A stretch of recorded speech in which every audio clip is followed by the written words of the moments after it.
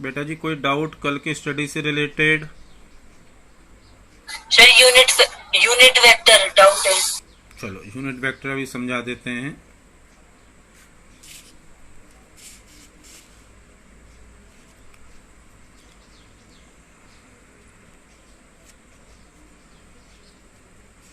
ये हमारा एक डाउट निकल के आया। चलो फटाफट जरा इस डाउट को क्लियर करते हैं। बेटा आपको कहा था ऐसा वेक्टर जिसका मैग्नीट्यूड 1 हो, a vector having magnitude 1 is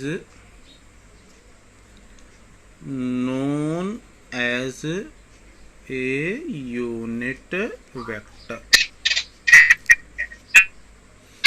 आपको कहा था इसको डिनोट कैसे करेंगे। कोई भी वेक्टर ए का यूनिट वेक्टर निकालना है तो उस वेक्टर के ऊपर ये लाइन की जगह हम एक कैप या कैरेट साइन लगा देते हैं तो वो यूनिट वेक्टर बन जाता है।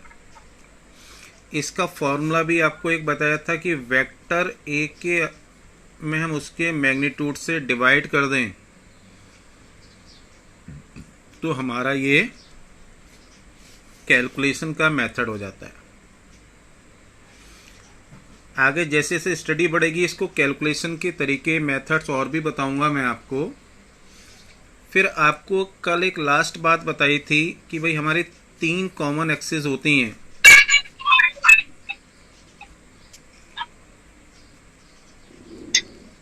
एक्स एक्सिस के अलोंग एक स्टैंडर्ड यूनिट वेक्टर आई, वाई के अलोंग यूनिट वेक्टर जे और के अलोंग यूनिट वेक्टर जेड के अलोंग यूनिट वेक्टर के डिफाइन करते हैं।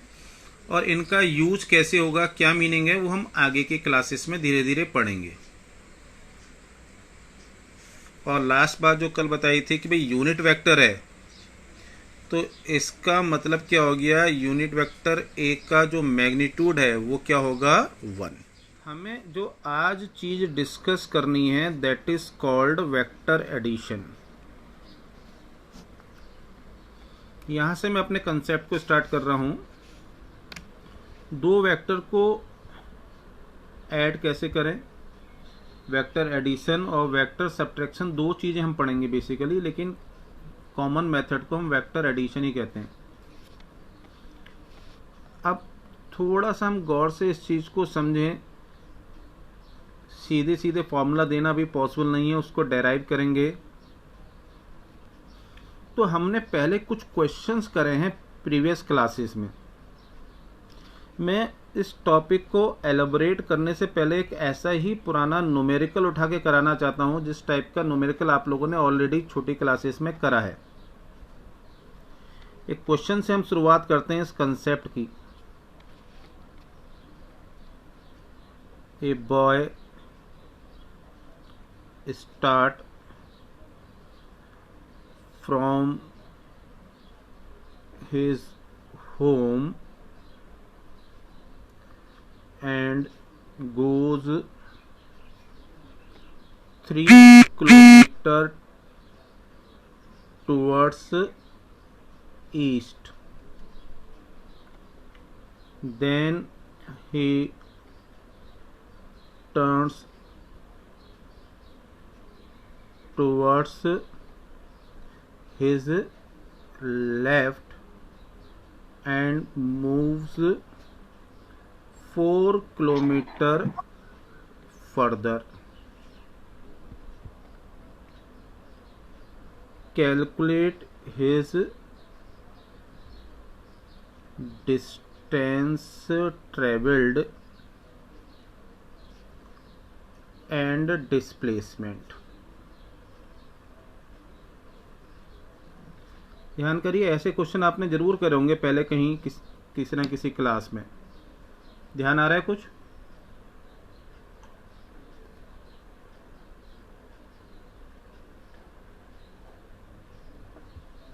ना इनको करते कैसे थे। यदि किसी को ध्यान में नहीं आ रहा तो कोई बात नहीं, मैं आपको समझाऊंगा। हम लोगों ने ये एक्स वाई एक्सिस में एक सिस्टम पढ़ा है कि ये डायरेक्शन ईस्ट, वेस्ट, नॉर्थ और साउथ डायरेक्शन मार्क करने का तरीका ये होता है। अब ये मान लिया पर्सन का, बॉय का होम यहाँ पर है ओरिजिन पे,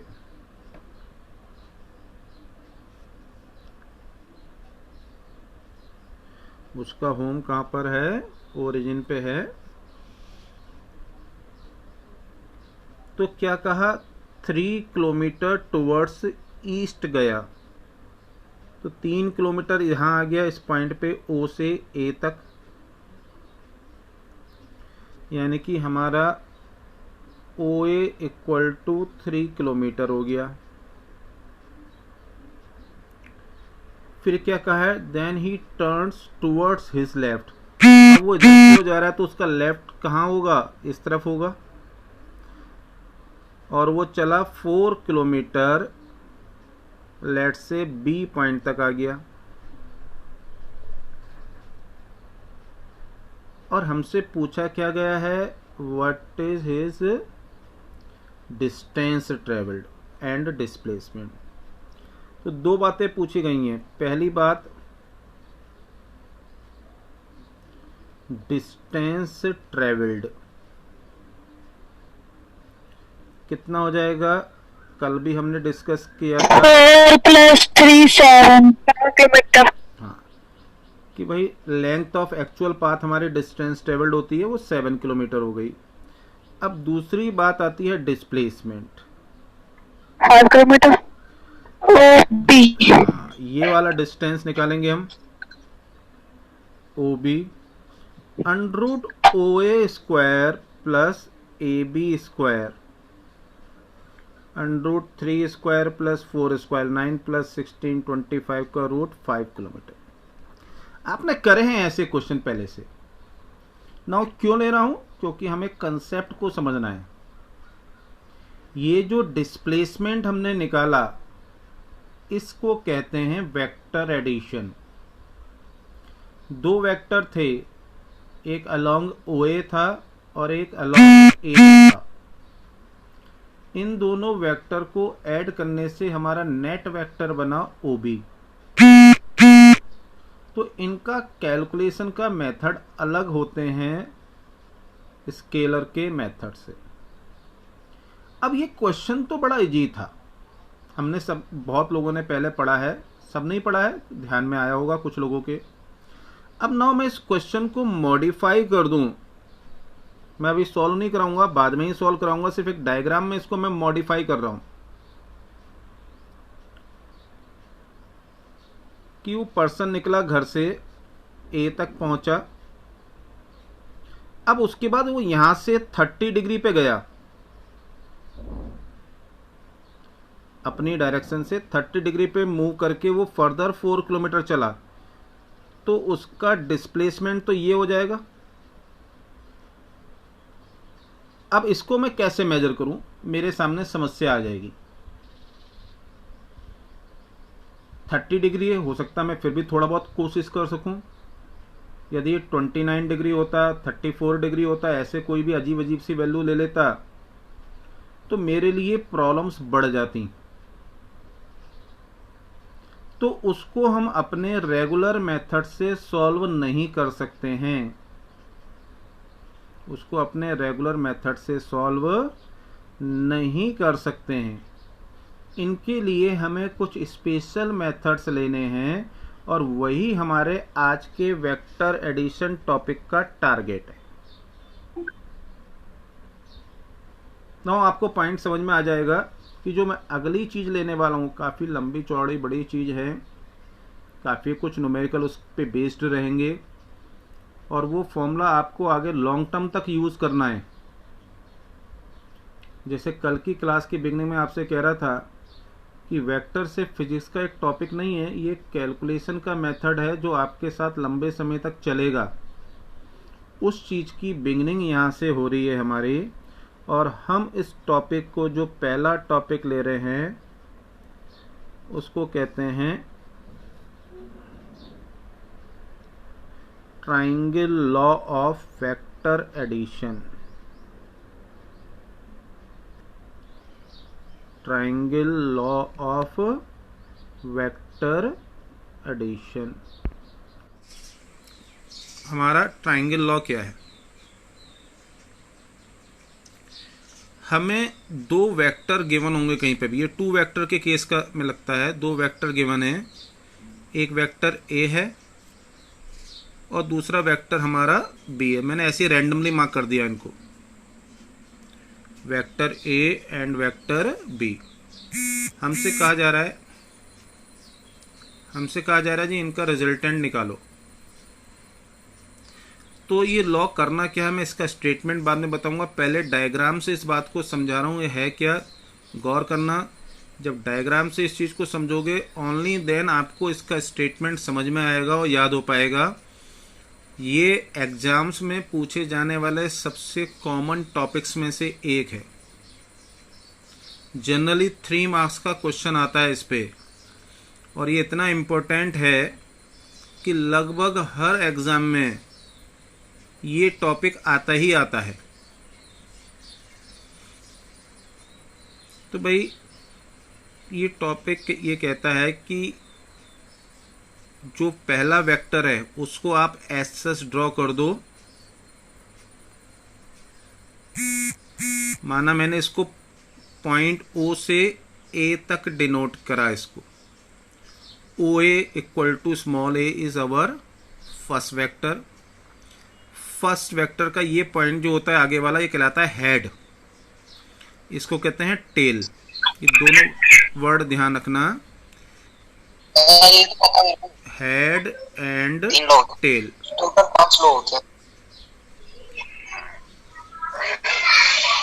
फर्स्ट वेक्टर के हेड से सेकंड वेक्टर का टेल रखते हुए सेकंड वेक्टर ऐसे ड्रॉ करेंगे। ये सेकंड वेक्टर हमने ड्रॉ कर दिया। फर्स्ट के हेड पे दूसरे का टेल रखते हुए सेकंड वेक्टर ड्रॉ कर देंगे इन the same direction and magnitude. फिर फाइनली हम इस ट्राइंगल को कंप्लीट करेंगे, यानी कि फर्स्ट वेक्टर का टेल से दूसरे वेक्टर का हेड कनेक्ट करेंगे। तो ये जो आ रहा है आपका ओ ए, ये पॉइंट को मैंने बी नाम दे दिया। तो O B equal to vector R is our resultant vector. Now जरा डायग्राम के साथ स्टेटमेंट पे चले हम इसके।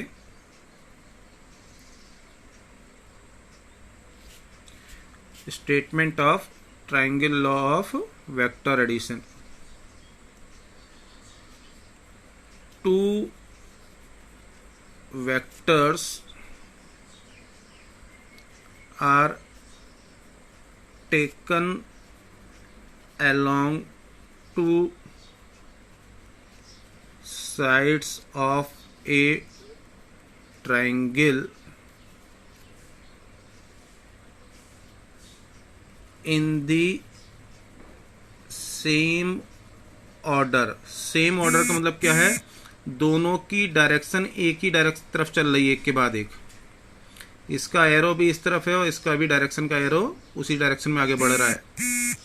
That is called in the same order such that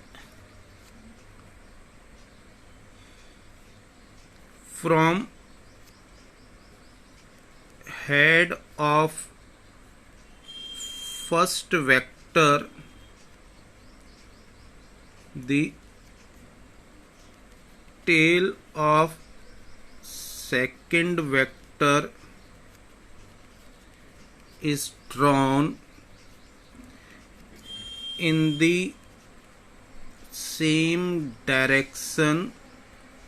same direction का मतलब जो गिवन डायरेक्शन है, सेम डायरेक्शन से मतलब क्या है हमारा, गिवन डायरेक्शन में, इन द सेम या given direction and magnitude.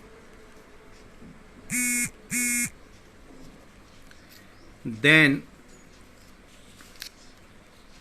the resultant vector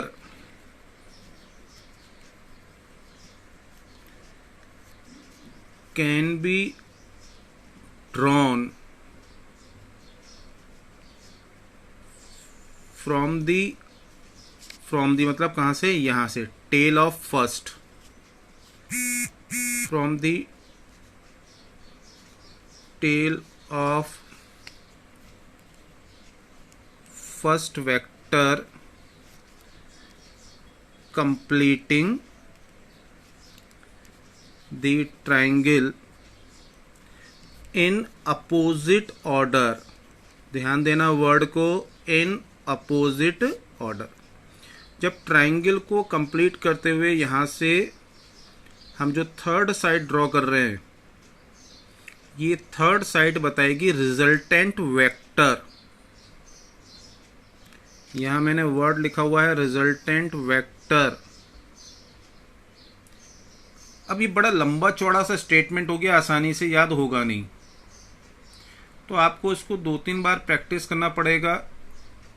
अलग अलग बुक में थोड़ी अलग अलग इसकी लैंग्वेज भी रहती है। आपको जो मैंने लिखवाया ये लैंग्वेज इजी लग रही है तो इस लैंग्वेज को फॉलो कर लीजिए, किसी और बुक की लैंग्वेज इजी लगती है तो उसको फॉलो कर लीजिए, बट स्टेटमेंट याद करना पड़ेगा, टेस्ट्स में एग्जाम्स में पूछा जाएगा। एक बार मैं फिर ये स्टेटमेंट जो मैंने लिखा इसको एलोबरेट कर दे रहा हूं। क्या लिखा हमने, 2 vectors are taken along 2 sides of a triangle in the same order, ये वाली बात। Such that from head of first vector के हेड से the tail of second vector is drawn in the same direction, यानी given in the same direction and magnitude, then the resultant vector, ये वाला OB capital R से इसे denote कर रहे हैं, then the resultant vector can be drawn from the tail of first vector completing the triangle in opposite order। हाँ बेटा बताइए क्या डाउट, एक बच्चा कह रहा था जसांक,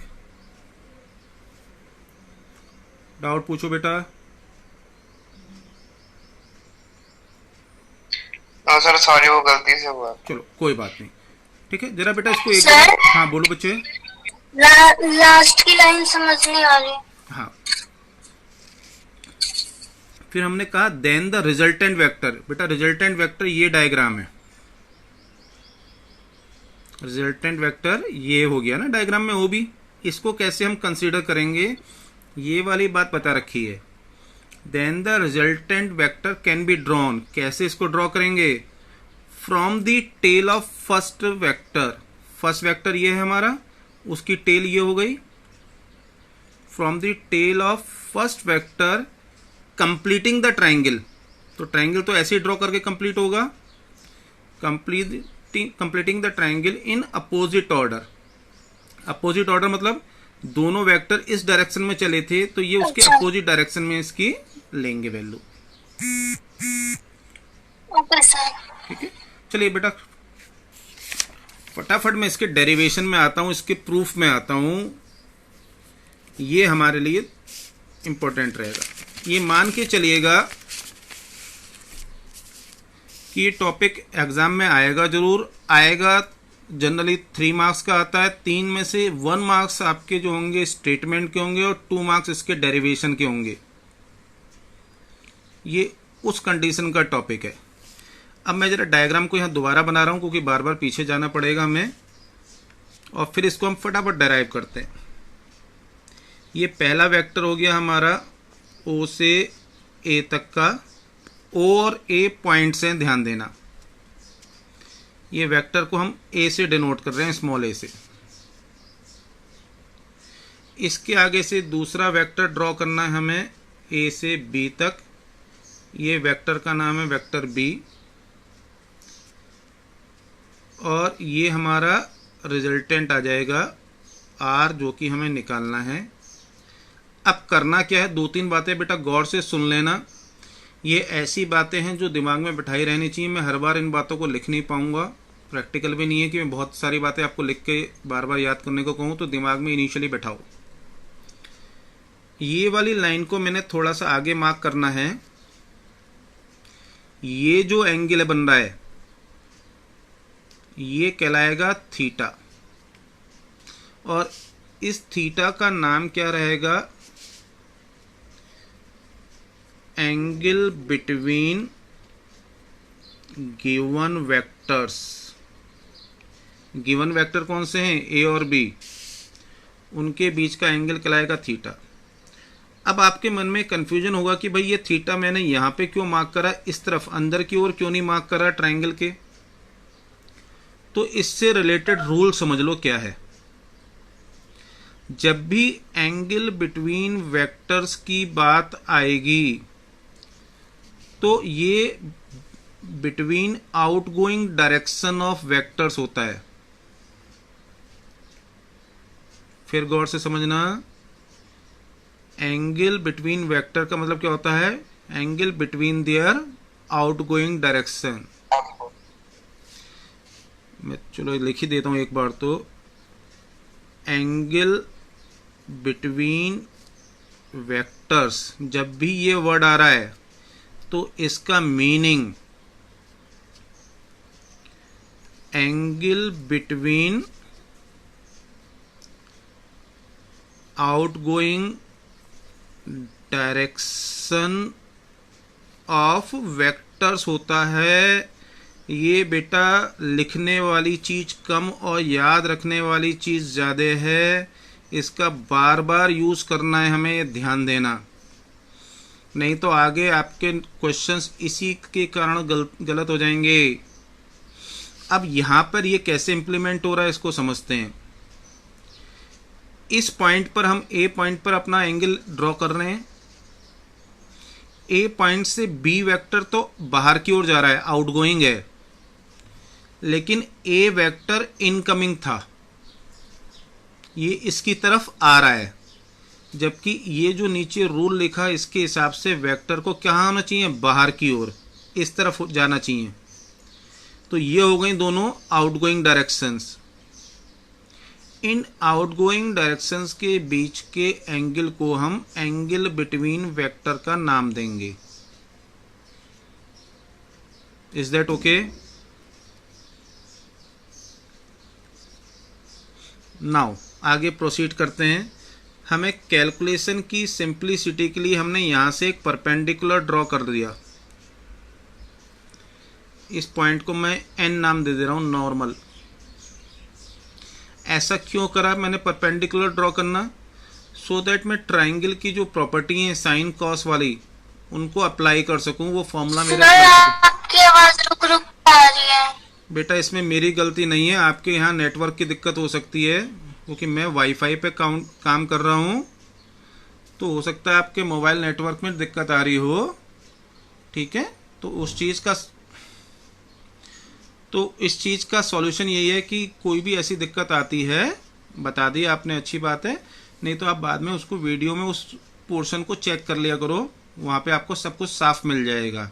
ठीक है, ये टेक्निकल प्रॉब्लम है, इसमें ओके सर। हाँ हम ज़्यादा कुछ कर नहीं सकते, मेरी भी मजबूरी है और आपकी भी। ठीक है, तो अब हम इसकी कैलकुलेशन की तरफ बढ़ते हैं। यहां दो ट्रायंगल बन रहे हैं, एक ये छोटा वाला ट्रायंगल है ABN और एक बड़ा वाला ट्रायंगल है OBN। इनको मिला के हमें कैलकुलेशन करनी है।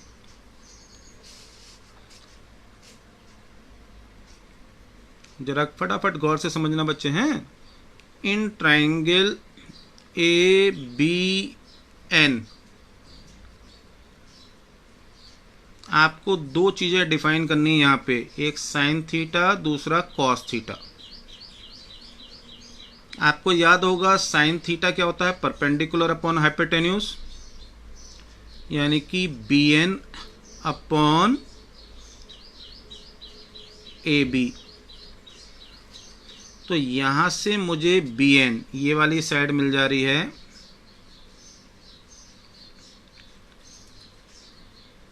AB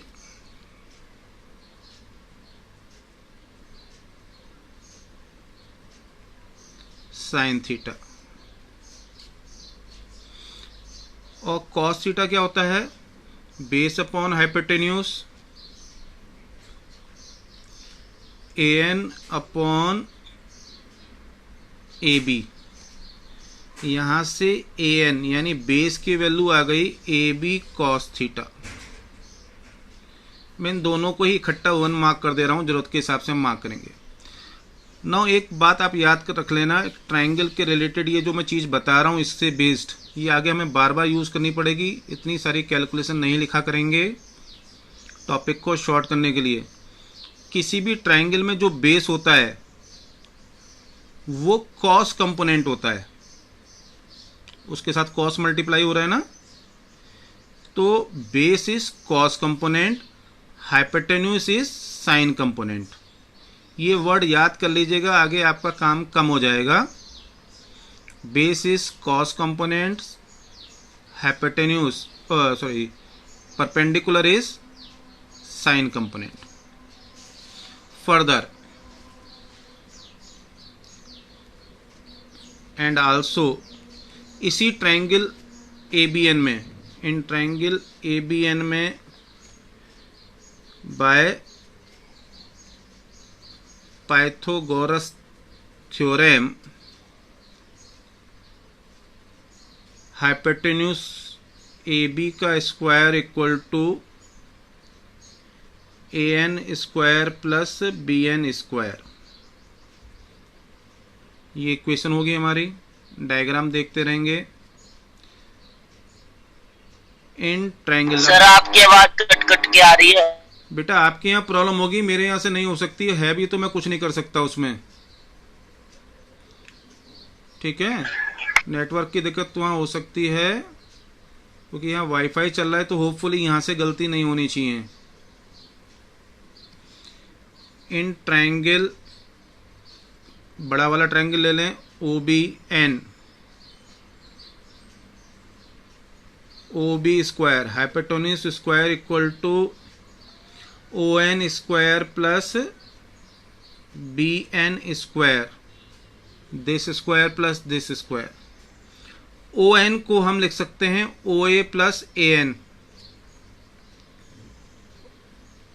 OA plus AN square plus BN square. इसमें A plus B whole square का फॉर्मूला लगा दीजिए, OA square plus AN square plus 2OA AN, ये आ गया हमारा, प्लस BN स्क्वायर। यहाँ इसे हमें रीएडजस्ट करना है अकॉर्डिंग टू इक्वेशन 2। इक्वेशन 2 में AN और BN के स्क्वायर्स आ रहे हैं, तो OA square plus AN square plus BN square plus 2OA AN, तो AN square plus BN square को हम यहाँ से लिख सकते हैं AB square, OA square plus AB square plus 2OA AN।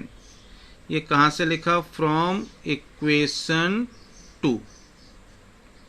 अब इनकी वैल्यूज पुट करनी है हमें, तो साथ साथ हम एक काम और कर दें, AN की वैल्यू हम इक्वेशन 1 से AB cos थीटा लिख दे रहा हूं मैं, AB cos theta from 2 and 1। अब इन सब की वैल्यू मैं डालूं, क्या वैल्यू है इन सब की? डायग्राम से देखें, OB की वैल्यू है R, तो यहां पर हम OB स्क्वायर की जगह लिख देंगे R स्क्वायर। OA, डायग्राम में चलें, OA की वैल्यू A और AB की वैल्यू B है, A square plus B square plus OA यानी कि A, AB यानी कि B cos थीटा, और अंडर कर दें तो under A square plus B square plus 2AB cos theta, ये हमारा फॉर्मूला बन सकता है। अब यहां ध्यान देना, यहां मैंने R लिखा है, आप यहां पर वेक्टर R ऐसा नहीं लिख सकते, नाउ डायरेक्शन, क्योंकि वेक्टर है तो मैग्नीट्यूड और डायरेक्शन दोनों चाहिए होंगे।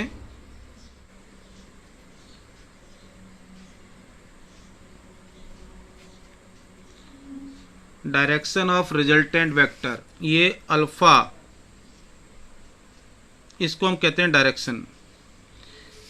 इसको निकालते हैं tan अल्फा, और इसकी डेफिनेशन क्या है कि रिजल्टेंट वेक्टर ने फर्स्ट वेक्टर से जो एंगल बनाया तो कैसे बनेगा, perpendicular upon base bn upon on, bn upon on, और bn on को अभी हमने जैसे ऊपर काम करा था